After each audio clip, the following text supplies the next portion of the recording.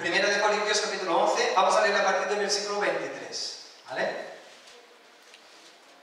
Porque yo recibí del Señor lo que también os he enseñado, que el Señor Jesús, la noche que fue entregado, tomó pan y habiendo dado gracias, lo partió y dijo: tomad, comed, esto es mi cuerpo, que por vosotros es partido. Haced esto en memoria de mí.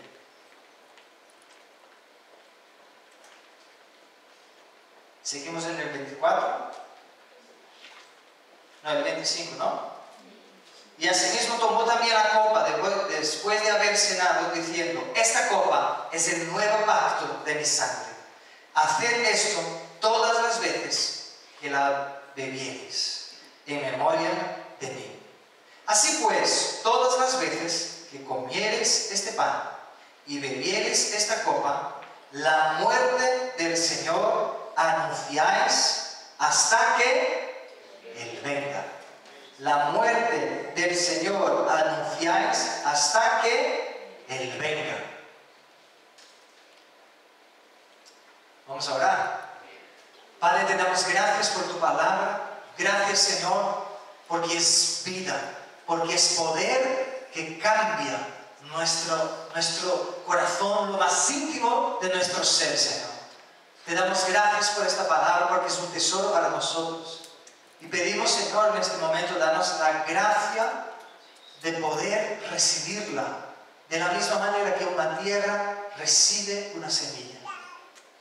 Queremos dar frutos, Dios, porque de esto se trata. La vida cristiana es hecha con frutos, con los hechos, no solo con el hablar. Por eso pedimos, Señor, danos la gracia de poder vivir tu palabra y enséñanos a través de ella, Señor, porque queremos estar cada día más enamorados de ti. Te lo pedimos en el nombre de Jesús, Señor. Amén. Amén.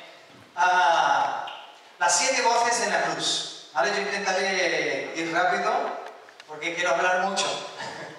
Tengo mucho que decir. Yo, antes de empezar, os quiero hacer una pregunta. Si estuvieras en las últimas horas de vida, ¿cuáles serían sus últimas palabras? Si pudieras tener toda tu familia delante tuyo, ¿cuáles serían tus últimas palabras?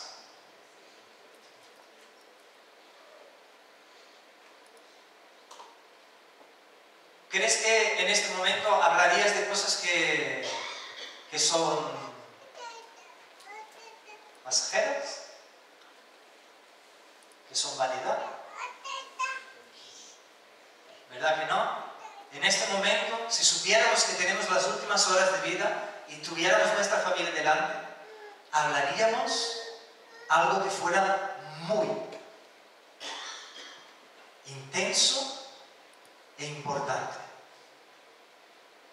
Y muchas veces pasamos por la Biblia y leemos lo que pasó con Jesucristo, ¿no?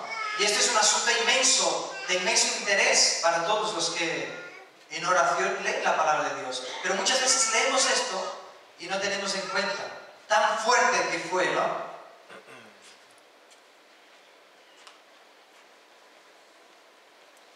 Yo os digo que este es tan fuerte, no solamente porque todo el creyente, tanto hoy como en la eternidad, depende de esta muerte y de esta resurrección.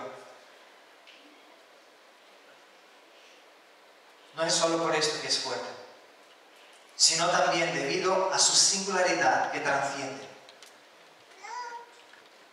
Yo quiero hablar ahora 4 palabras que parecen resumir un poco las características que resaltan este misterio de los misterios. En primer lugar, antes de hablar las 7 cosas que Cristo habló mientras estaba colgado en la cruz, me gustaría dar una introducción y que pudiéramos entender y percibir cuán importante fue este momento y estar meditando un poco en esto. Y estas 4 palabras serían como la muerte de Cristo en primer lugar. Fue una muerte natural, ¿vale? Vamos a ver esto parte por parte. Segundo, la muerte de Cristo fue antinatural. Y ya os explicaré por qué. Tercero, la muerte de Cristo fue O sea, fue anunciada antes. Y por último, la muerte de Cristo fue sobrenatural.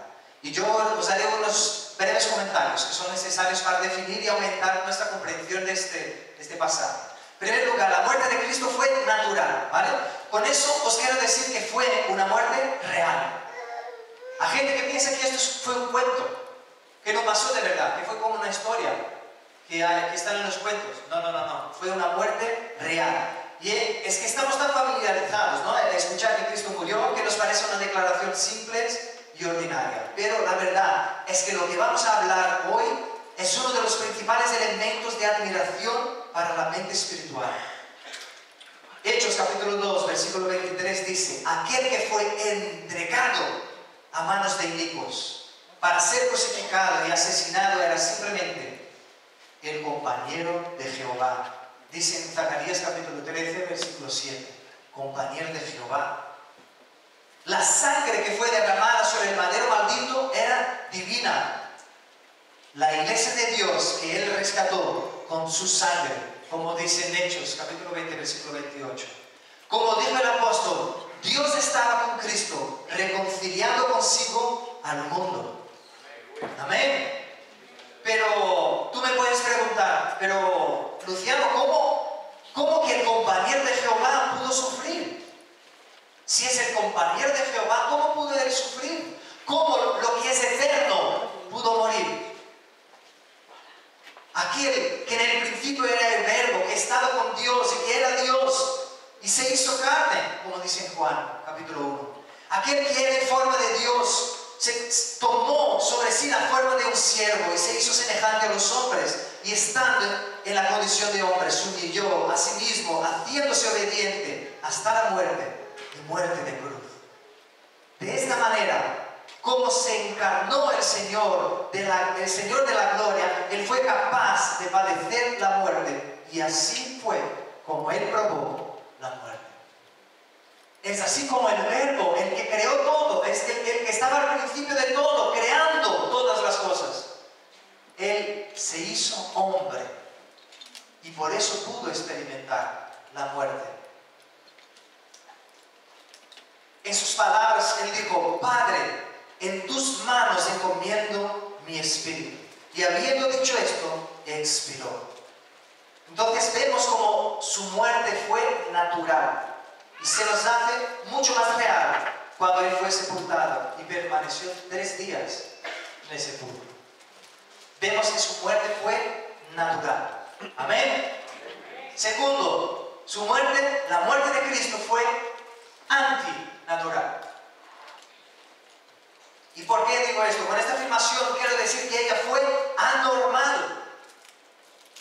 ¿Por qué fue una muerte anormal? Porque cuando decimos que al encarnarse, el Hijo de Dios adquirió la capacidad de padecer la muerte. Pero eso no significa que la muerte tenía algún derecho sobre él. No es que la muerte tenía derecho sobre Cristo. ¿Por qué? ¿Por qué no tenía derecho sobre Cristo la muerte? Dios nos dijo que la muerte es el salario del pecado, y Él no tenía ninguno. Antes de Jesús nacer, un ángel le dijo a María que el santo ser nacerá de ti, será llamado Hijo de Dios. Y no solamente Jesús entró en este mundo sin contraer la contaminación de la naturaleza caída, como está escrito, ¿no? Él no cometió pecado, Él no tenía pecado y no conoció al pecado. En su ser y en su conducta, Él fue santo, el santo de Dios, inmaculado, incontaminado, como dice primera de Pedro. De esta manera la muerte no tenía ningún derecho sobre Él. Incluso Pilatos tuvo que reconocer esto y dijo: no veo en este pecado alguno para que le pueda condenar. Por eso decimos que la muerte del Santo de Dios es algo que es antinatural. Tercer lugar, la muerte de Cristo fue preternatural. Con eso quiero decir que ella fue marcada y determinada para Él anticipadamente. Él ya era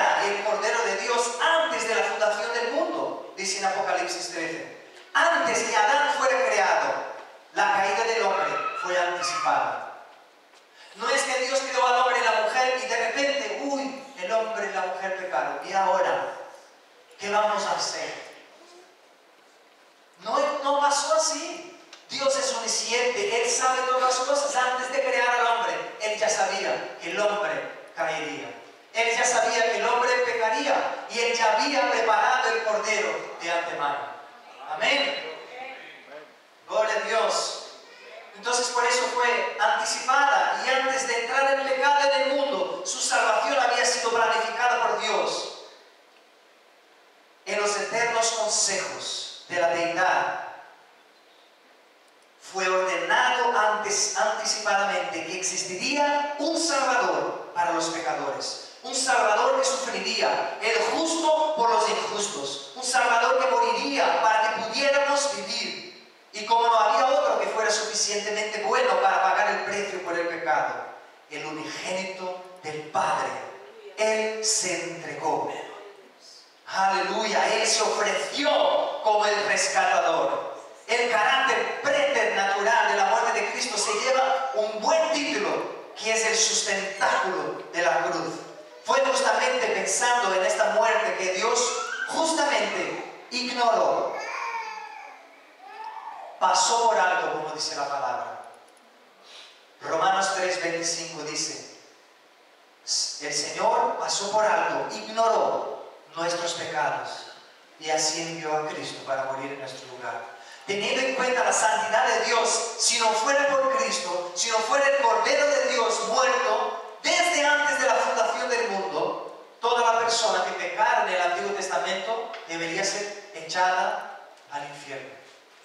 Pero Dios, en toda la historia, anunció que vendría el Salvador, que vendría el Cristo, el Mesías, que moriría y pagaría el precio por nuestros pecados. Entonces la muerte de Cristo fue predeterminada antes de todo. Por eso decimos preternatural. Y en cuarto lugar, la muerte de Cristo fue sobrenatural. ¿Por qué os digo esto? Con esto quiero decir que ella fue diferente de cualquier otra muerte. Y antes de hablar sobre la muerte de Cristo ser sobrenatural, yo quiero quiero que te fijes en un detalle muy interesante. Si alguien puede, quiero que me encuentre un versículo en la Biblia que nos diga que tenemos que celebrar. Ahora, yo sé que algunos me van a echar piedras, pero no pasa nada. Algún versículo en la Biblia que diga que tenemos que celebrar que Cristo nació. Solo uno, me basta.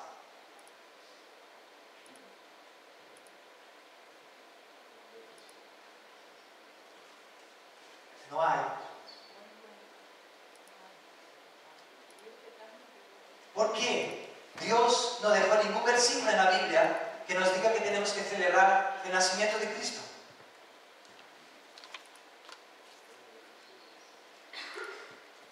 ¿Será porque todos nacimos? Y no hay nada de diferente en hacer, ¿no? Pero Él dejó este mandato que leímos en la palabra de Dios: hacer esto en memoria mía, recordando mi muerte hasta que yo venga. Ahora, mira qué interesante. ¿Cómo celebras la muerte de alguien? Y dices hasta que Él venga. Aquí el Señor nos dijo: podéis celebrar el nacimiento, pero queda muy pobre decir que Cristo nació. Ahora, cuando dices que Cristo murió y vendrá a buscarnos, entonces queda muy claro que Él no está muerto, que Él no vivió como un hombre cualquiera, que su muerte no fue una muerte cualquiera, que fue algo sobrenatural que pasó, que fue algo que cambió la historia del mundo, que fue algo que sobrepasa el entendimiento. Y aunque no entendamos, podemos ver los efectos de esto en todo el mundo. Y aunque muchos intentaron parar el Evangelio, aunque muchos intentaron quemar las Biblias y que no existiera más la palabra de Dios, no lo pueden hacer, porque esto es algo sobrenatural. Amén. Bueno, en todas las cosas Él tiene la primacía Su nacimiento fue diferente de todos los nacimientos. Aunque Dios no nos mandó a celebrar, pero fue diferente. Su vida fue diferente de todas las otras vidas y su muerte fue diferente de todas las otras muertes. Esto quedó muy claro con la declaración de Cristo.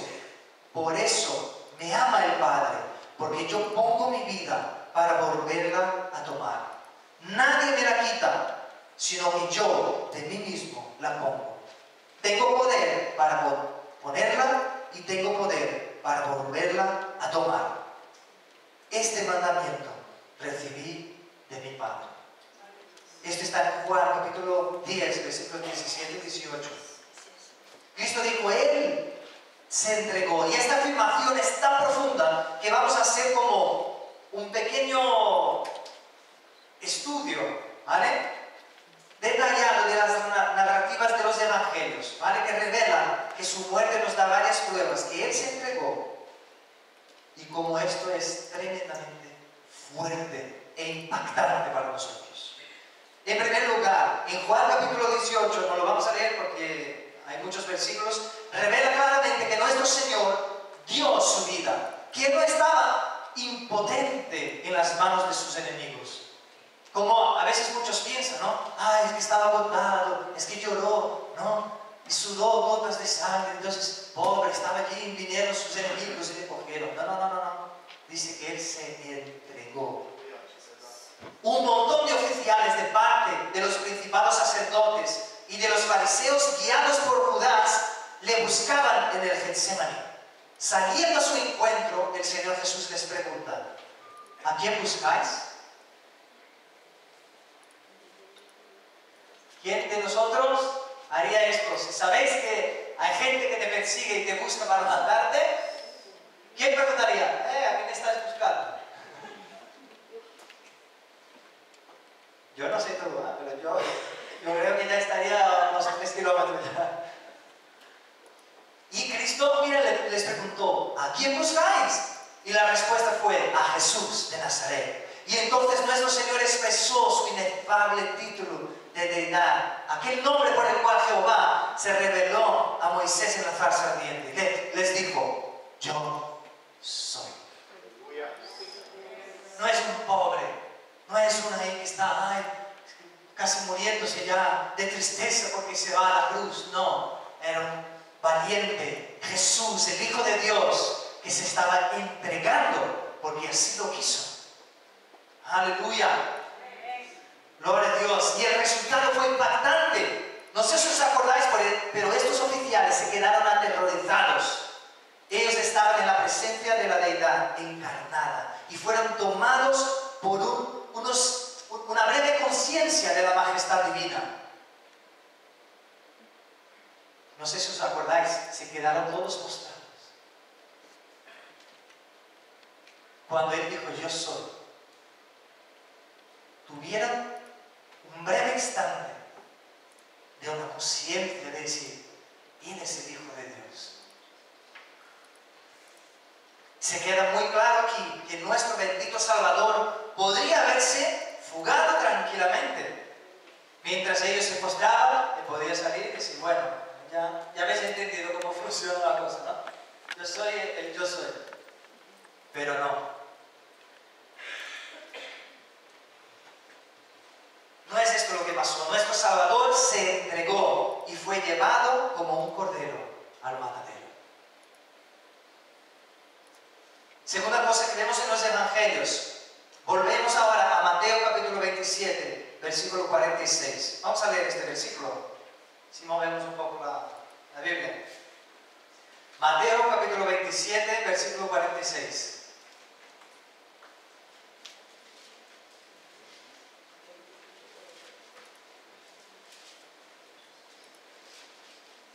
Mateo 27, 46.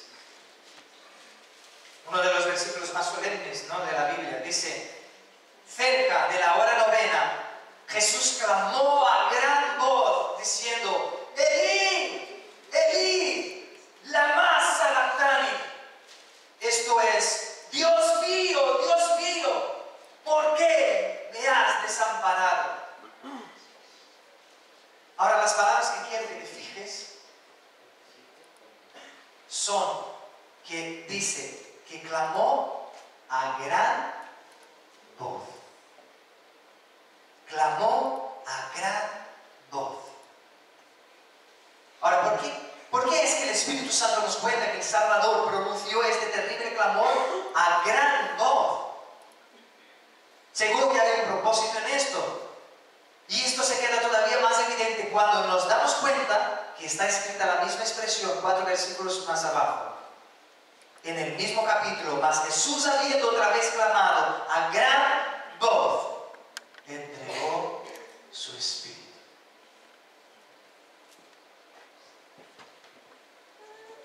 ¿Qué es lo que estas palabras nos indican? ¿No nos dicen ellas que el Salvador no estaba exhausto por lo que le había pasado? ¿No nos dan a entender que sus fuerzas no le habían dejado? Que Él seguía siendo el Señor de sí mismo, que en lugar de ser conquistado por la muerte, Él estaba sencillamente entregándose a ella. Aleluya. Cristo se entregó. Tercera cosa que vemos en los evangelios, podemos poner nuestra atención en su próxima expresión, estando colgado en la cruz, y Él dijo: tengo sed. Tengo sed. Y esta palabra es a la luz de su contexto, ¿no? Nos da una evidencia maravillosa del autocontrol de nuestro Señor. ¿Por qué os digo esto? Abra tu Biblia en Juan capítulo 19, capítulo 28. Y vamos a ver lo que dice el versículo. Juan capítulo 19, versículo 28.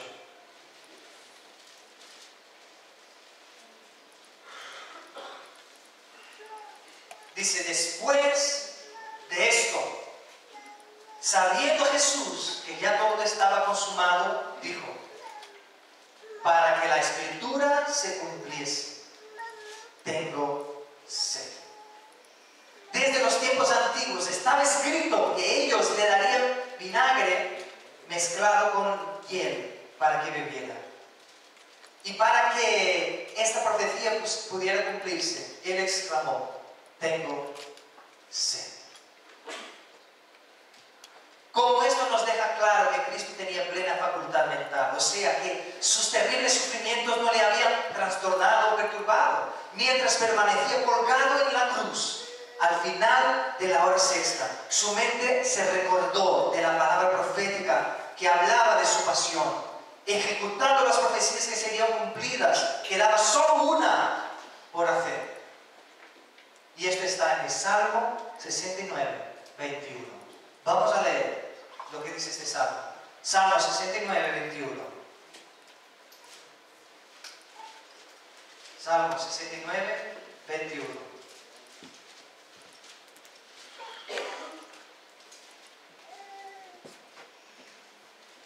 Es un versículo muy pequeñito, pero quiero que veas que está en tu Biblia esta profecía sobre Cristo. Y dice: me pusieron además de hiel por comida, y en mi sed me dieron a beber vinagre. Después puedes leer lo demás del capítulo para comprobar que está hablando de Cristo. Ahora, nuestro bendito Cristo, sufridor, no descansó hasta cumplir todo. Sabiendo que Jesús ya todo estaba consumado para que la escritura, ahora fíjate que la palabra de Dios que leímos en Juan dice: para que se cumpliera la escritura.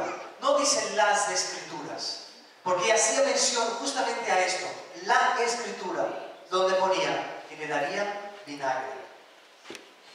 Entonces, para que se cumpliera esto, en aquel momento tan terrible de su vida, al borde de la muerte, incluso Él dijo: tengo sed, para que se cumpliera lo que fue dicho. Otra vez queda claro que Él se entregó, aún sabiendo que le darían vinagre. No descansó hasta cumplir con todo lo que le estaba propuesto.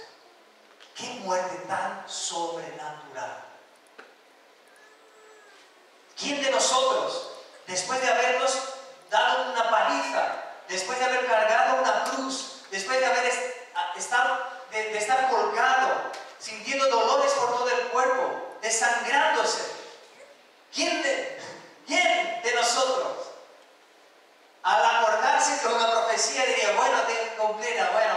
vinagre ahora, me falta todavía un pelín para sufrir más. Fue una muerte sobrenatural. Ya había sido anunciada y Cristo se entregó. Era muy claro que Él sabía lo que estaba haciendo. No estaba como un pobre allí, ay mira, le hicieron una trampa. No, fue traicionado por Judas, porque si no, no hubiera sido entregado. No. Él se entregó. Amén. Gloria a Dios. Y la cuarta cosa que hablan los evangelios es la próxima señal, ¿no? Que el Espíritu Santo nos confirma la palabra de nuestro Señor. Está en Juan, capítulo 10, versículo 18. Que leímos, ¿no? Y encontramos esta palabra confirmada en Juan, capítulo 19, versículo 30. Que dice, cuando Jesús hubo tomado el vinagre, dijo, consumado es. Consumado es. Era lo que faltaba. Consumado es. Y habiendo inclinado la cabeza, entregó el Espíritu. Ahora, ¿qué crees que Dios nos quiere enseñar con estas palabras? ¿Qué nos quiere decir a través de esta actitud del Salvador? Que la palabra de Dios nos diga que Él inclinó su cabeza, nos quiere decir que Él tenía la cabeza levantada, ¿verdad? Mientras tomaba el vinagre y todo esto, para que pudiera inclinar la cabeza, la tenía que tener levantada. Si no, no la inclinaría, ¿no? Ahora, fíjate que una persona en estas condiciones ya no estaría más aguantando la cabeza y estaría como así, ¿no?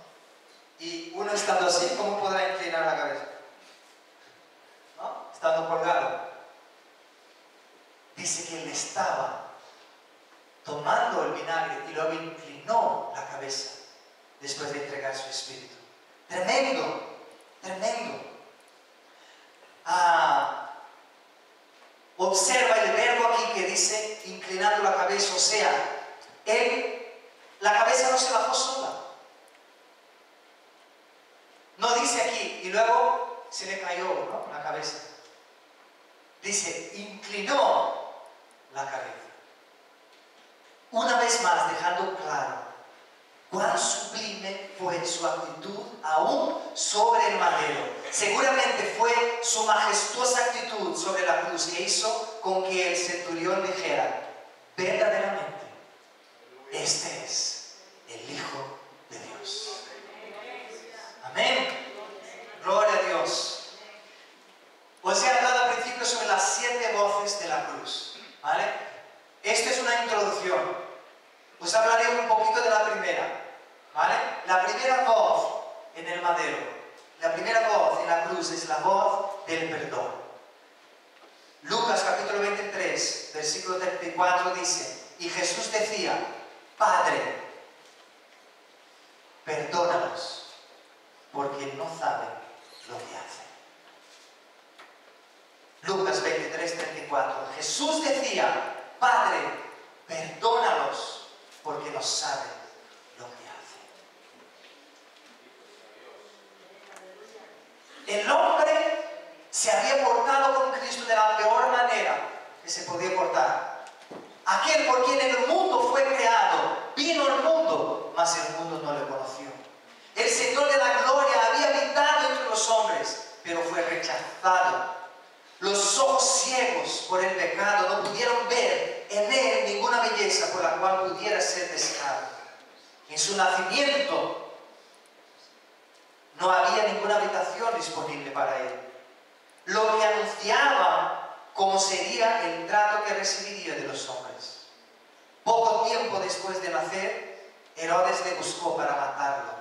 Y eso nos da una muestra de la hostilidad que su persona evocaba y nos hacía prever que la cruz sería el clímax de la enemistad del hombre. Repetidas veces sus enemigos intentaron destruirlo y ahora, colgado en la cruz, sus malos deseos les fueron concedidos a los enemigos de Dios. Y el Hijo de Dios se había rendido en sus manos. Y aunque en su juicio los jueces no encontraron en él falta alguna, todavía ellos se rindieron al clamor insistente de aquellos que le odiaban a medida que repetidamente gritaban: crucifícalo, crucifícalo, crucifícalo.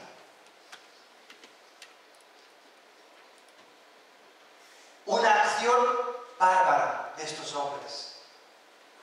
Esta acción bárbara había acontecido y ninguna muerte ordinaria satisfaría a sus enemigos. Fue decidida una muerte llena de sufrimientos, llena de vergüenza. La peor muerte que se podía vivir. Una cruz le había sido asignada. El Salvador sería clavado en ella. Y allí él fue colgado en silencio.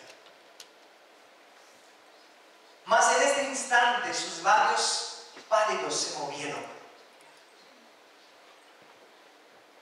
¿Él está clamando por piedad? No. ¿Qué dice entonces? Él está declarando una maldición sobre aquellos que le están crucificando. ¿Cuántos de nosotros hoy y cuántos hay que se dicen los ungidos de Dios? Y a causa de la gente que a veces se porta mal, sí, verdad, pero empiezan a proferir palabras de maldición. ¿Qué hizo Cristo?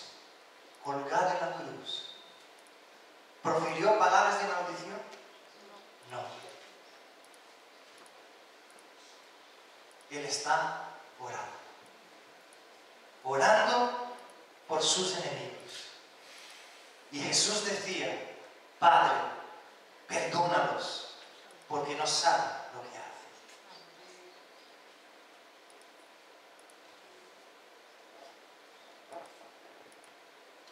Esa que es la primera voz de las 7 voces en la cruz.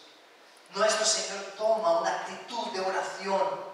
¿Cuán significante tiene que ser esto para nosotros? ¿Cómo puede Cristo en aquel momento estar orando por aquellos que le estaban matando? Él empezó su ministerio público con oración. Y quiero que abras tu Biblia en esto. Lucas capítulo 3. Versículo 21. Lucas capítulo 3, versículo 21.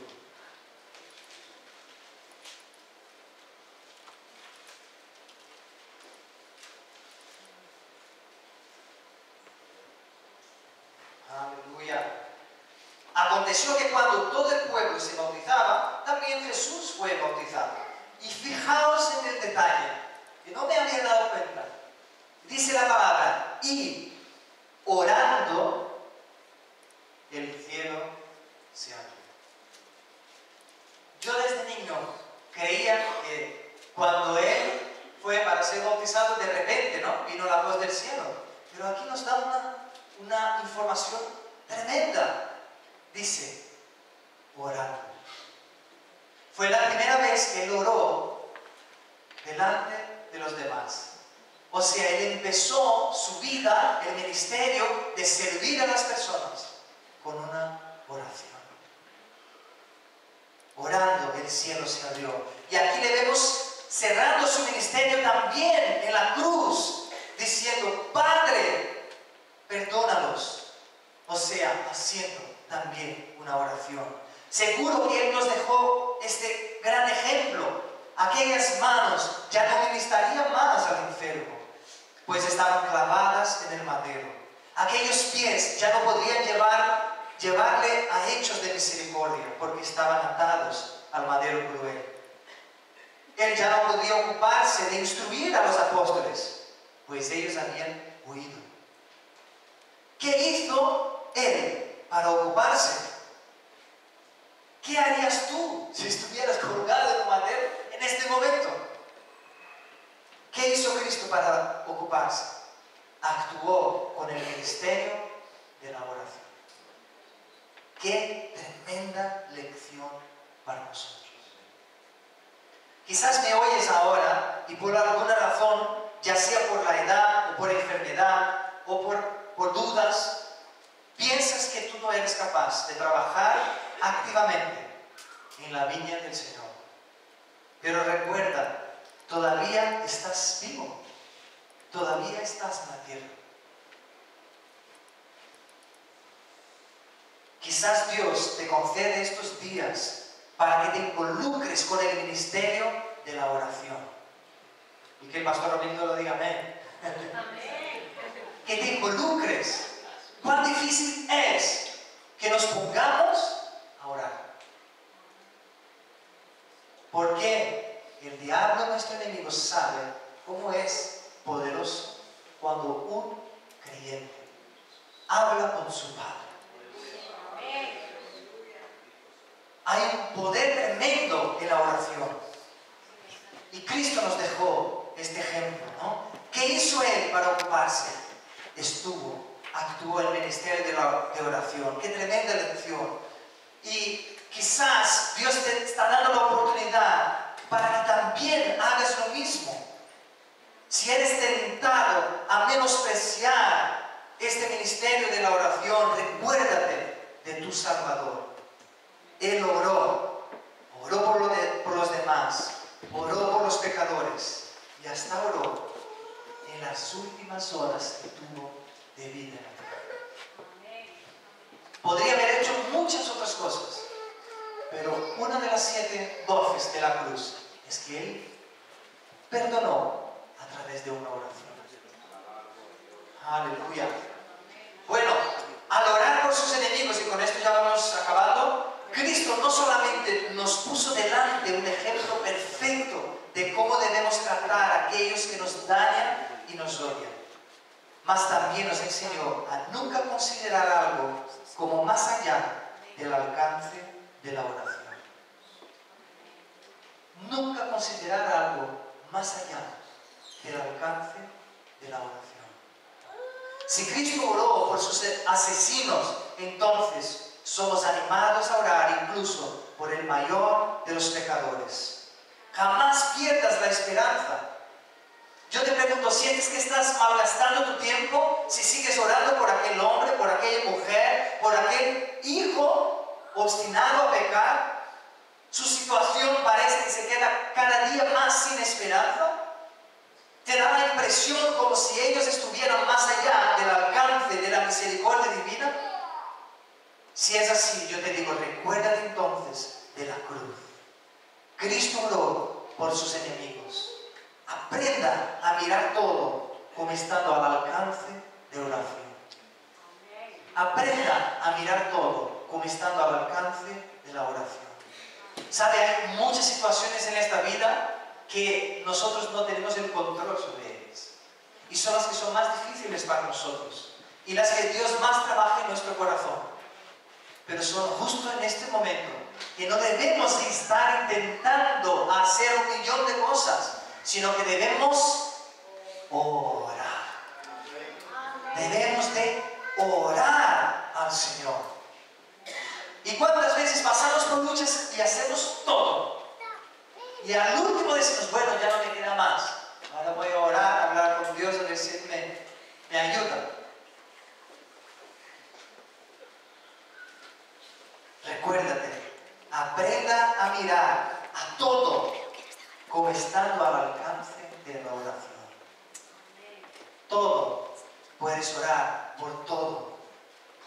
Hay otro pensamiento sobre esta oración de Cristo. Con esto acabamos. Quiero enseñarte la eficacia de la oración.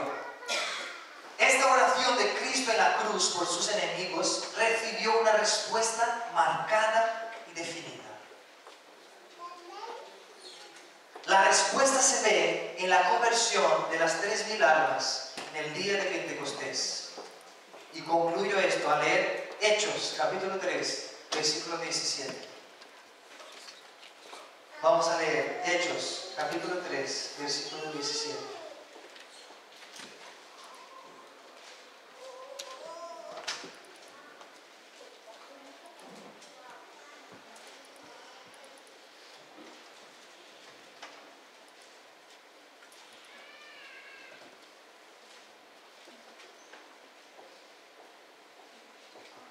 Vamos a leer a partir del 14 para que quede más claro. Mas vosotros negasteis al santo y al justo, y pedisteis que se os diese un homicida, y matasteis al autor de la vida, a quien Dios ha resucitado de los muertos, de lo cual nosotros somos testigos.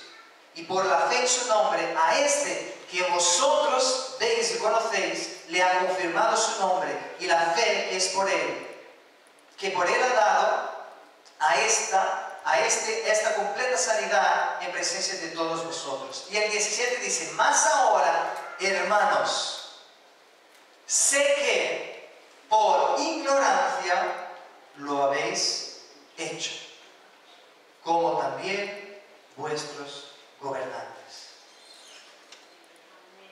¿No te parece aquí que Pedro estaba hablando justamente a muchos de los que estaban delante de Pilatos, de Jesús y del homicida, y estaban gritando, libera a este y crucifica a Cristo?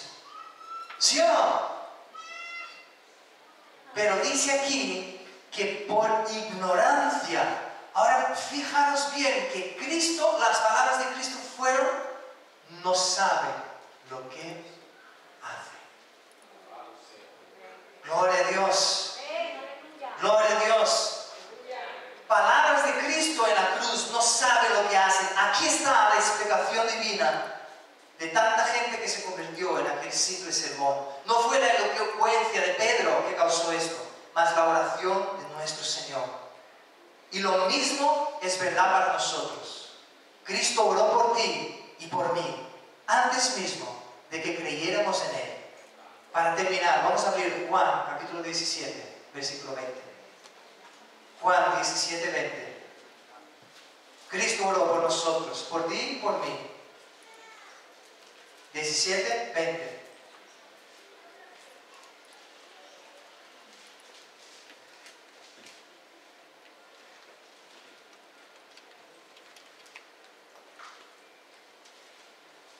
Y dijo Jesús, mas no ruego, Padre, solamente por estos.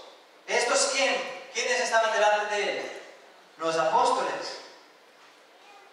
No ruego solamente por estos, sino también por los que han de creer en mí por la palabra de ellos, para que todos sean uno, como tú, oh Padre, en mí y yo en ti, que también ellos sean uno en nosotros, para que el mundo crea que tú me enviaste.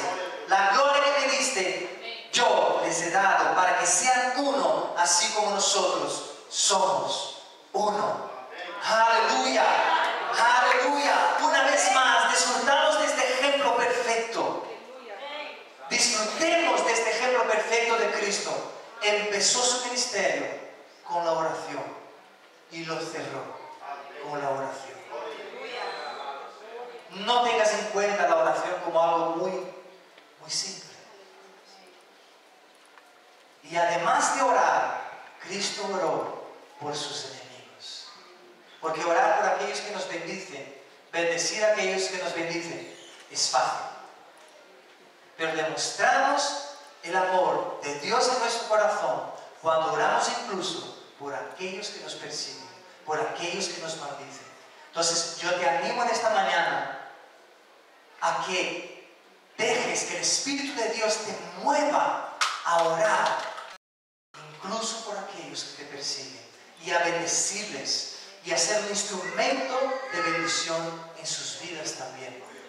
Así como tú hoy disfrutas de la bendición, de la presencia de Dios, porque Cristo oró un día y dijo, Padre, yo oro no solo por estos, sino por aquellos que creerán. Que en algunos años, o cuando lleguemos en el cielo, ¿no?, puedas recibir un montón de gente que no conozcas y decir, pero ¿quiénes son estos? Y que Dios te diga, son fruto de tu oración y tu intercesión por la ciudad. Cada vez que orabas y clamabas que Dios viniera y que impactara esta ciudad y que alcanzara a una persona, estos son los frutos de tu oración. Amén.